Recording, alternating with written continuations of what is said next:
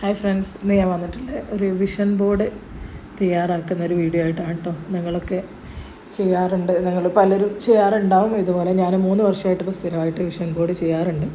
ഞാൻ ഈ ഇയറിൽ പുതിയ വർഷത്തിൽ ചെയ്യാൻ ആഗ്രഹിക്കുന്ന ഓരോ കാര്യങ്ങളും പിക്ചറൈസ് ചെയ്തിട്ട് വെട്ടി ഒരു ചാർട്ടിലേക്ക് ഒട്ടിച്ചിട്ട് അത് എഴുതി വെക്കാറാണ്. പിന്നെ അതുപോലെ തന്നെ നമ്മൾ ഡെയിലി യൂസ് ചെയ്യുന്ന ഡയറിയിലൊക്കെ നമുക്ക് അന്നന്ന് ചെയ്യേണ്ട കാര്യങ്ങൾ ഞാൻ എഴുതി വെച്ചിട്ട് ചെയ്യാറുണ്ട്. എനിക്കതിൻ്റെ നന്നായിട്ട് റിസൾട്ട് ലഭിക്കാറുണ്ട്.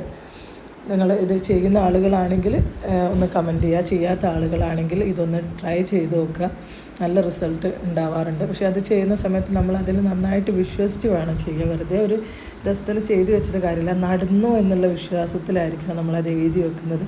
ആ നടന്നു എന്നുള്ള ഫീല് നമ്മൾ അനുഭവിക്കുകയും ചെയ്യുമ്പോൾ നമുക്കത് കറക്റ്റായിട്ട്, എനിക്ക് കഴിഞ്ഞ പ്രാവശ്യം അതിന് മുന്നത്തെ പ്രാവശ്യമൊക്കെ ഞാൻ ചെയ്തതിൽ എല്ലാ കാര്യങ്ങളും ഒരുപാട് കാര്യങ്ങൾ എനിക്ക് നടന്നിട്ടുണ്ട്. ചിലപ്പോൾ എനിക്ക് തന്നെ ഡൗട്ട് ഉണ്ടാവാറുണ്ട്. അങ്ങനെ ഡൗട്ട് വന്നാൽ അത് നടക്കുകയില്ല. അപ്പോൾ എൻ്റെ മോളും കൂടി എന്നെ സപ്പോർട്ട് ചെയ്തിട്ടാണ് കേട്ടോ ഇത് ഒട്ടിക്കാനും ഒക്കെ മോളും സപ്പോർട്ട് ചെയ്തിട്ടുണ്ട്. അപ്പോൾ നിങ്ങളൊക്കെ ഇതുപോലെ ചെയ്യുന്ന ആളുകളാണോ, അല്ലെങ്കിൽ ചെയ്യാൻ ആഗ്രഹിക്കുന്ന ആളുകളാണെങ്കിൽ ചെറിയ രീതിയിലൊന്ന് സ്റ്റാർട്ട് ചെയ്ത് നോക്കുക. നമ്മളിത് എല്ലാം ഒട്ടിച്ച് നമുക്ക് ആവശ്യമുള്ള എല്ലാ സംഗതികളും നടന്നു എന്നുള്ള രീതിയിൽ എഴുതിയിട്ട് നമ്മളെ റൂമിൽ നമ്മളെപ്പോഴും കാണുന്ന, രാവിലെ എഴുന്നേൽക്കുമ്പോൾ ഫസ്റ്റ് കാണുന്ന രീതിയിൽ ഞാൻ ചെയ്തിട്ടുള്ള എൻ്റെ റൂമിൽ തന്നെ ഡോറിൻ്റെ പുറകിൽ അത് ഒട്ടിച്ച് വെച്ചാൽ അപ്പോൾ രാവിലെ നമ്മൾ എണീക്കുമ്പോൾ വീണ്ടും അത് കാണും.